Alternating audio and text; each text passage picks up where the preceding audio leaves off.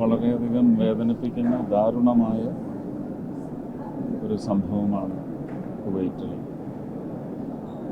നടന്നിരിക്കുന്നത്. അതിൻ്റെ പശ്ചാത്തലത്തിൽ ഇന്ത്യ ഗവൺമെൻറ്റിൻ്റെ നേരിട്ടുള്ള സാന്നിധ്യം കുവൈറ്റിൽ ആദ്യ ദിവസം തന്നെ MOSൻ്റെ സാന്നിധ്യം വഴി ഉറപ്പിച്ചുകൊണ്ട് കൃത്യമായ നടപടികളിലൂടെ സമയബന്ധിതമായി ബന്ധുക്കളുടെ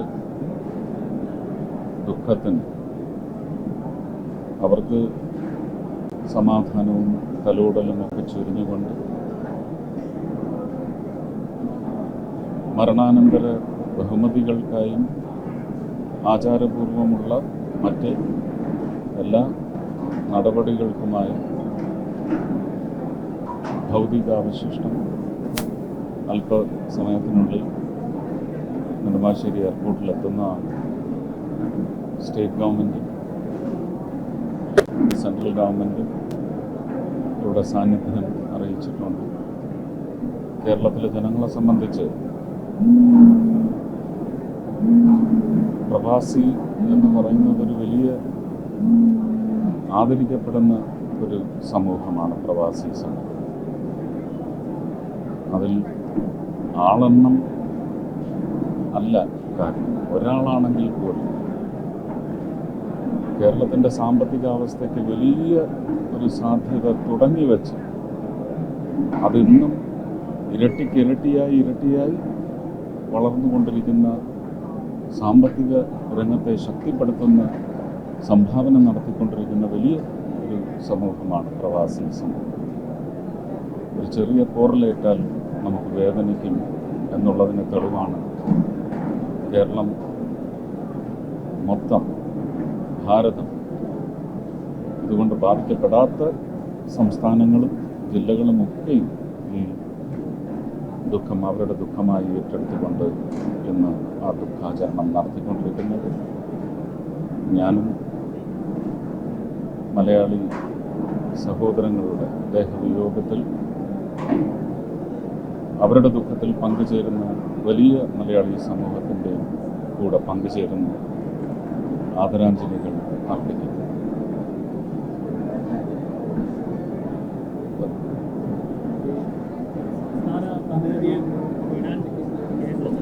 ഇല്ല, ഈ സമയത്ത് അങ്ങനെയുള്ള വിവാദങ്ങൾക്കൊന്നും ഒരു സ്ഥാനവുമില്ല.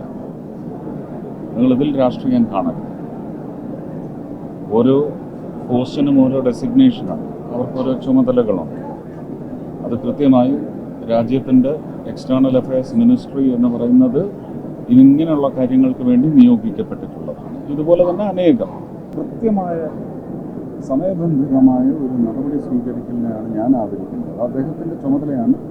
അദ്ദേഹവും അദ്ദേഹത്തിൻ്റെ മിനിസ്ട്രിയും അത് കൃത്യമായി ചെയ്തിട്ടുണ്ട്. ഇവിടെ MOS അവിടെ ചെന്ന് കാര്യങ്ങളെല്ലാം ചെയ്യുന്നുണ്ട്. അല്ല എന്ന് പറയാൻ എനിക്ക് അവകാശം. ആവശ്യം അവരുടേതാണെങ്കിൽ അവർക്ക് അങ്ങനെ വിചാരിക്കും. പക്ഷെ രാജ്യത്തിൻ്റെ ആവശ്യം നിർവഹിക്കാൻ വേണ്ടി നിയോഗിക്കപ്പെട്ടുള്ളവർ അത് കൃത്യമായി ചെയ്തിട്ടുണ്ട്. അതിലെന്തെങ്കിലും വീഴ്ച വന്നെങ്കിൽ നിങ്ങൾ ചോദ്യം ചെയ്യും. മലയാളിയല്ലല്ലോ, അവരെല്ലാം ഭാരതീയരാണ്, ഭാരതത്തിൻ്റെ മക്കളാണ്. ഒരു രാജ്യം വിട്ട് പുറത്ത് പോയി കഴിഞ്ഞാൽ ഭാരതത്തിൻ്റെ പാസ്പോർട്ടിലാണ് പോകുന്നത്. ഭാരതമാണ് പിന്നെ അവരുടെ ജീവനും അവരുടെ സ്വത്തിനും അവരുടെ ജീവനത്തിനും ഉത്തരവാദിത്വം. ഭാരതം അത് കൃത്യമായി ചെയ്തിട്ടുണ്ട്. അങ്ങനല്ലേ കോൺസ്റ്റിറ്റ്യൂഷണൽ സ്ട്രക്ചർ? അതല്ലാന്ന് നിങ്ങൾ സ്ഥാപിക്കും പറയും. അതൊക്കെ കൃത്യമായി ചെയ്തിട്ടുണ്ട്. വളരെ അനാവശ്യമായ ഒരു കോൺട്രവേഴ്സി ഒന്നും ഉണ്ടാകും. വേഗത്തിലായില്ല. നിങ്ങൾക്ക് ഇതിനകത്ത് കാലതാമസം വന്നു എന്ന് നിങ്ങൾക്ക് എന്താണ് ഇതിനകത്ത് കുറ്റം പറയാനുള്ളത്? ഞാൻ മനസ്സിലാക്കുന്നത് മറ്റു രീതിയിൽ ഒരു വിമർശനത്തിന് ഇടം നൽകാത്ത രീതിയിൽ സത്വരമായ നടപടി ഉത്തരവാദപ്പെട്ട ഒരു മിനിസ്റ്റർ സ്വീകരിച്ചിട്ടുണ്ട്. ഭാരതത്തിൻ്റെ പ്രധാനമന്ത്രി ആ നിമിഷം മുതൽ ഓൺലൈൻ കണക്റ്റിലാണ്. എല്ലാം അദ്ദേഹം നേരിട്ട് തന്നെയാണ് നിരീക്ഷിച്ചുകൊണ്ടിരിക്കുന്നത്. സംസ്ഥാന സർക്കാർ രാഷ്ട്രീയം കണ്ടു എന്നുള്ളതാണ്. അതവർ പറഞ്ഞോട്ടെ.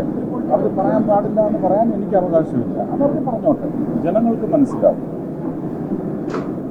ഈ സമയം അങ്ങനെയുള്ള പ്രശ്നങ്ങൾ ചർച്ച ചെയ്യേണ്ട നിമിഷമല്ല.